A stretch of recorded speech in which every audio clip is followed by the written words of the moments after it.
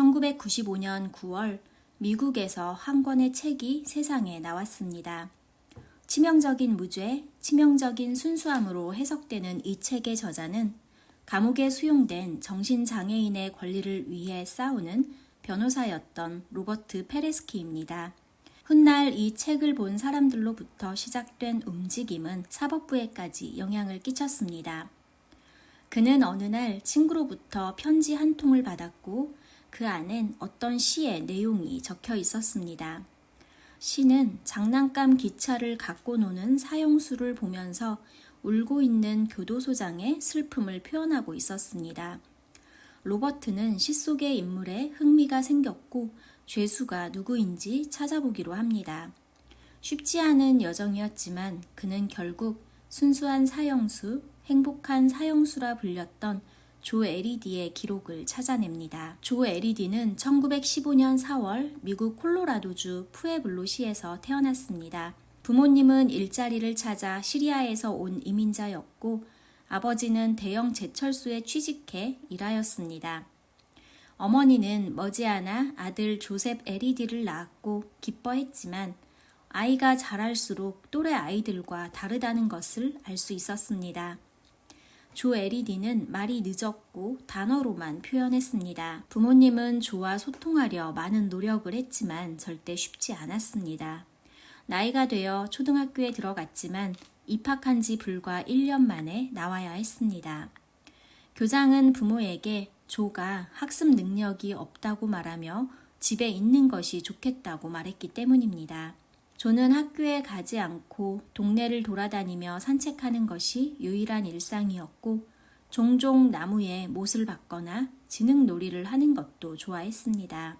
아이가 자랄수록 부모의 걱정은 커졌습니다. 당시 국가에선 심각한 정신적, 신체적 장애가 있는 사람들을 대상으로 보호시설에서 치료받거나 도움받을 수 있는 시스템이 있었고 부모는 이웃의 서면 진술을 바탕으로 이 지원을 받기로 결정합니다.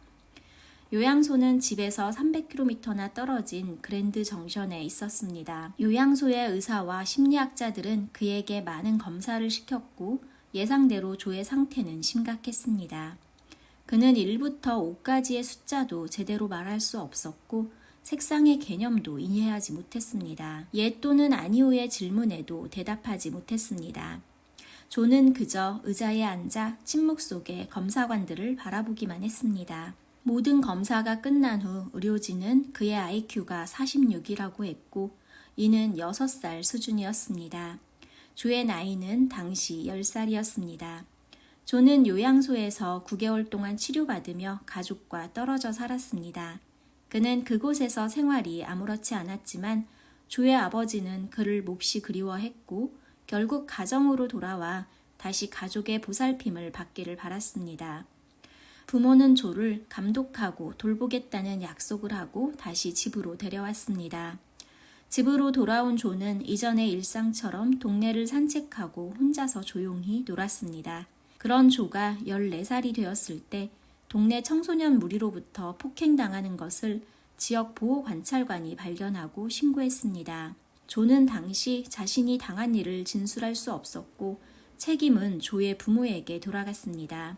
요양소에서 나올 때 명백한 장애가 있는 사람은 보호자 없이 혼자서 돌아다닐 수 없도록 관리 감독을 약속했습니다.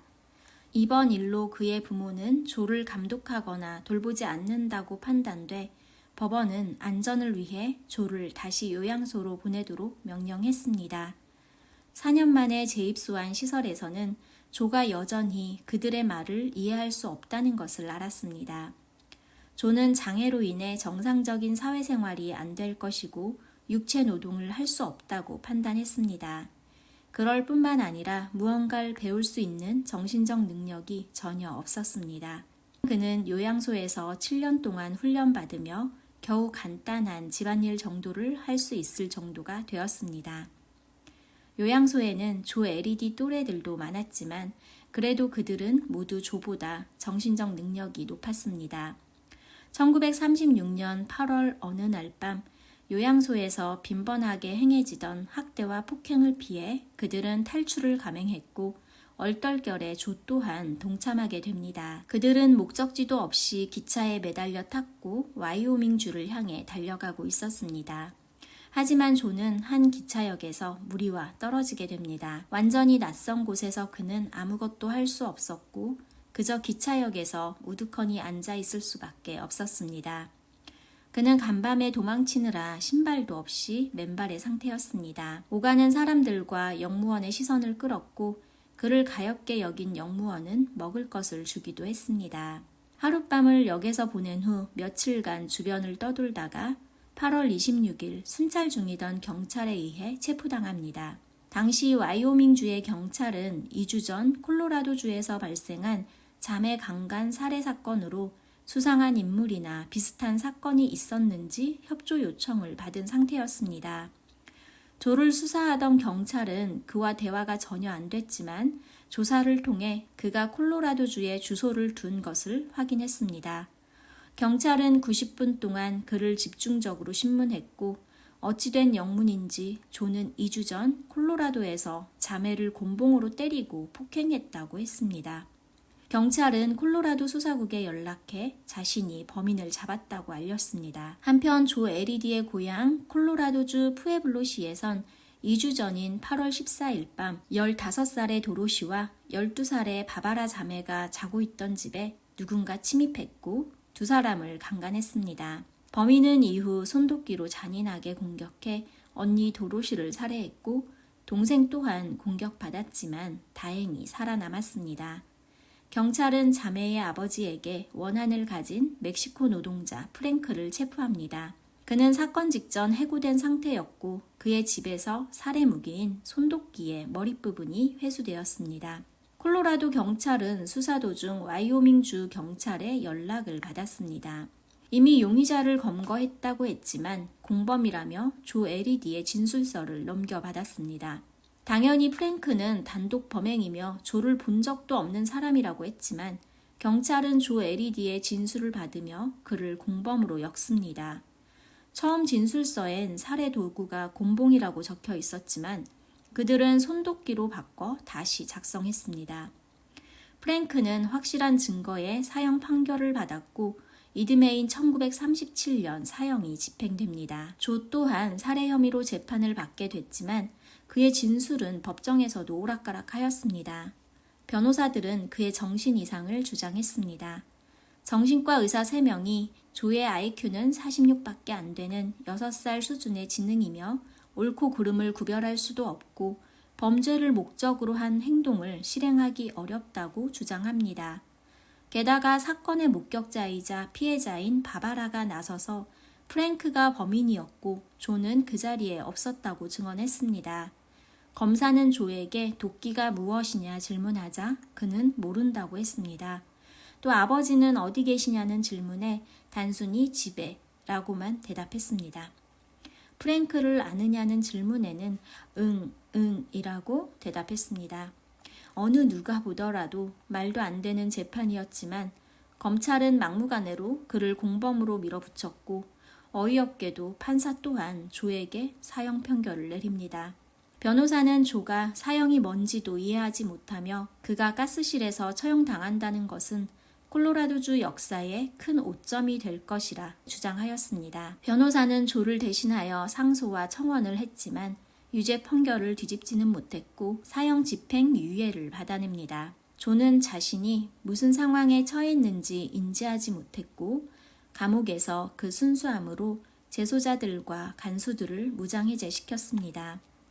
교도소장은 조에게 공간의 제약을 두지 않고 자유롭게 돌아다닐 수 있도록 해줬으며 가위와 종이, 색칠북을 갖다 주며 심심하지 않도록 해주었습니다. 1937년 크리스마스 때는 기차 장난감을 선물했고 조는 이 장난감을 제일 좋아해 항상 들고 다녔습니다. 교도소장의 부인도 조를 위해 수제 아이스크림을 만들어줬고 조는 매우 좋아했습니다. 어느덧 교도소 내에서 조의 지지자들이 조를 구하기 위해 최선을 다했지만 철통 같은 사법부에 도달하지 못하고 1939년 1월 6일 조는 23살의 나이로 가스실에서 사형을 집행당했습니다. 그는 집행 직전 친한 재소자에게 자신의 장난감 기차를 건넸고 마지막 식사로 교도소장 아내의 아이스크림을 먹었습니다.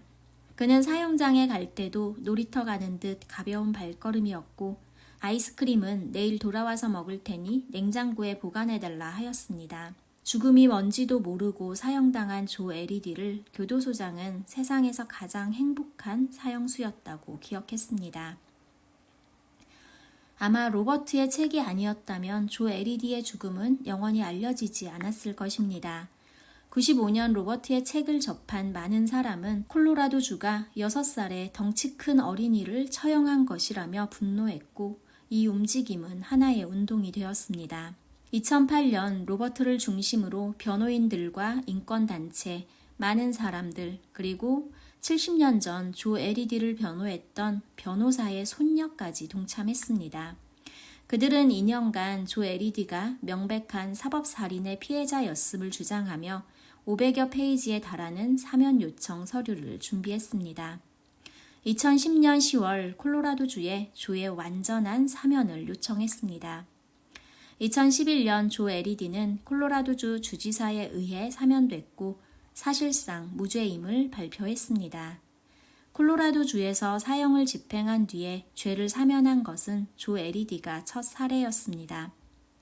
이후 미국은 정신장애인에 대한 사형을 엄격히 금지하고 있습니다.